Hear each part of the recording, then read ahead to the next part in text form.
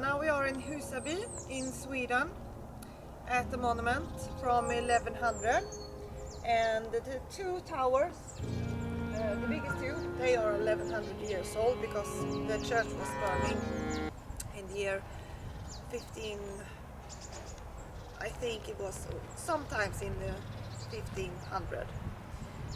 So then they built up the rest, but the two towers are the reds. And this part is also leftovers from when Olof Skötkonung was here and converted to Christianity and got baptized in the name of God. But it wasn't him who started this God thing. His father, Erik Segersäll, he believed in God, but not in the beginning, because in the beginning, well, Olof had a brother, and this brother, he wanted the throne of Erik, and Erik, he didn't want to give him that. He wanted it for himself and for another son. So he told him that he can go to Denmark, and in Denmark he became a really big person. So he started to gather an army to get back to Sweden and then take the throne from his father.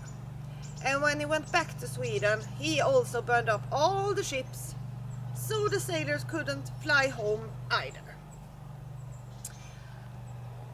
And when he met his father,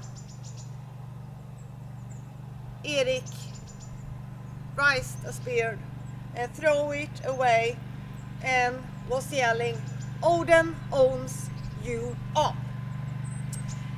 And they had a fight, a battle in 3 days, and his son died, and Erik, well, he got his name Segersäll after that battle. And it was later on he started to believe in the Christianity. Then we have his mother. Well, some say it was a Russian girl, but I believe it was Sigrid Storråda. And that's because he was battling side by side with her in Svolder, the big battle, the big Viking battle. But Sigrid Storråda, well, she got her name when she didn't like all these men traveling around her and saying, "Oh, please marry me." So she took Olav the Holys' father and one Russian guy, put it in a house, and then she burned them up. And that's why her name is Storråda. And she wanted to marry this Norwegian king, and it was, well, they started a romance, but then she told him, "Well, I can't accept the Christianity, I want to be a heathen." And he slapped her in the face, and she got so offended that she gathered around all of this Viking gathering, and they helped her to attack. And some say he drowned, he jumped in the sea. Some say that they found him in the Holy Land afterwards. I believe he drowned. He was just a coward. He didn't want to get trapped by Sigrid Storråda. So Olof, he didn't like this Norwegian king. He called him a fattis, and he was also fighting him all the time. He didn't like it, and he didn't like the Swedish that were heathens either. And one day the lawman Torgny, he was so tired of this king, so he went and he told Olof, "If you don't stop this fight, I will chop your head off." And then he went, "Oh my." So he went and started a peace with the Norwegian king. And the Norwegian king, he wanted his daughter, Ingrid. But he didn't like that. He sent her away to Russia. There's in nowadays Ukraine. And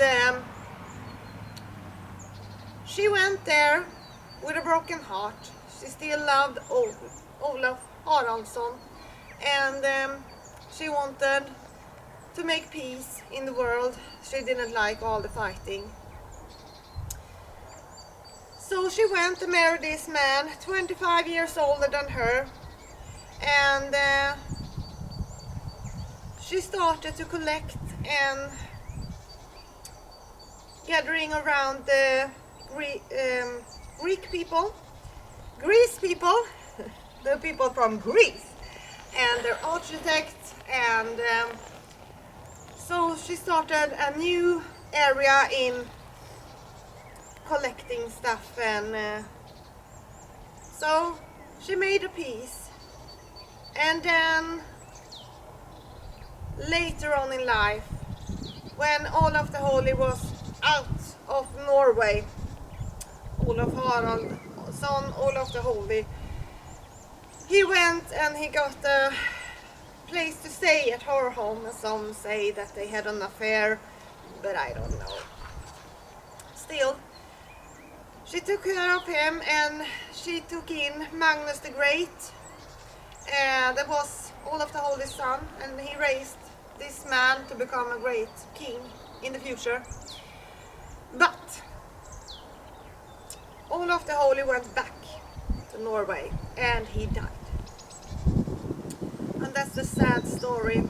And Ingrid, she went to the churches and became a nun in her last years. So in Sweden she's a saint, and also in Ukraine and other places in the world.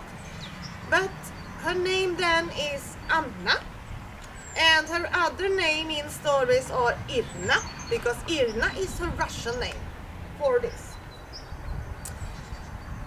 But that was his greatest daughter, the daughter that Olaf the Holy was given.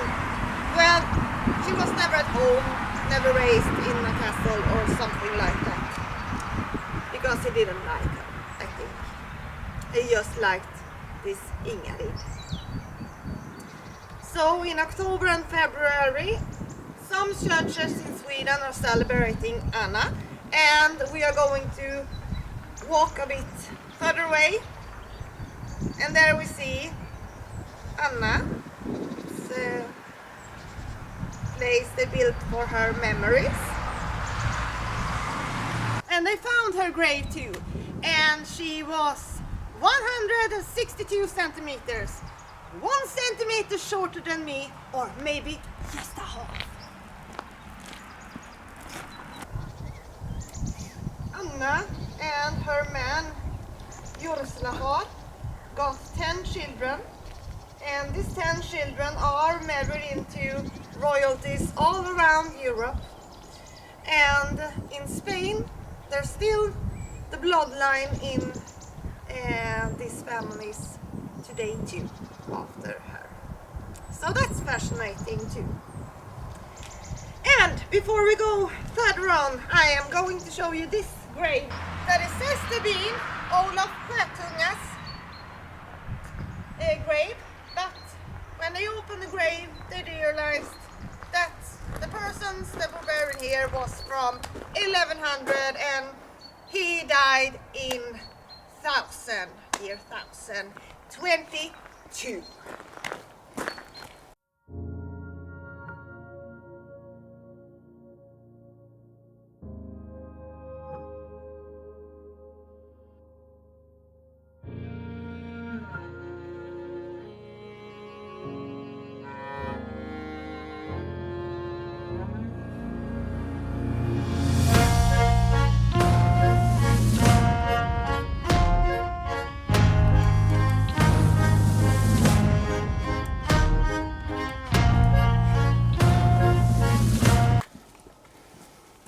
Olof Skötkonung was the first Swedish king ever to be baptized in Sweden.